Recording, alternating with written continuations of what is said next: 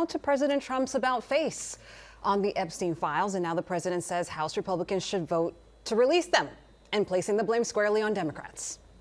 At the same time, the president faces a growing rift with members of his own party, including some who have been longtime supporters. ABC's Rachel Scott has the details from the White House. Charlene, Pedro, Danny, well, the president for days had gone out of his way to try to personally stop the release of the full Jeffrey Epstein files. But now faced with the reality that a growing number of Republicans are supporting it, the president backtracking.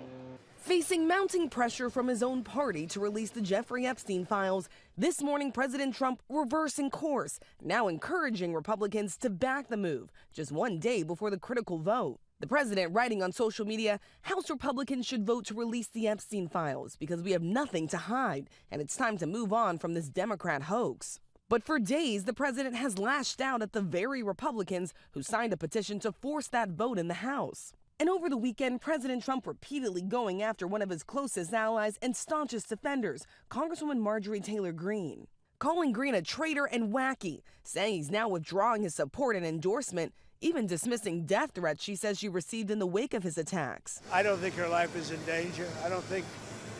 Frankly, I don't think anybody cares about her. Greene was one of the 4 Republicans who signed on to that petition to force that vote in the House. I have no idea what's in the files. I can't even guess, but that is the questions everyone is asking, is why fight this so hard? Attorney General Pam Bondi and FBI Director Kash Patel even meeting with Congresswoman Lauren Boebert in the Situation Room last week in an attempt to pressure her to remove her name from the petition. The president's shift comes as support is only growing within his own party. I think we could have a deluge of Republicans. There could be 100 or more. Let's rip the Band-Aid off and get it done. Overnight, some of the women who survived Epstein's abuse releasing this video. I suffered so much pain. Urging Congress to vote to release all the files. It's time to bring the secrets out of the shadows. Tomorrow's vote comes just days after the House Oversight Committee released thousands of documents from the Epstein estate, where Trump is mentioned by name repeatedly.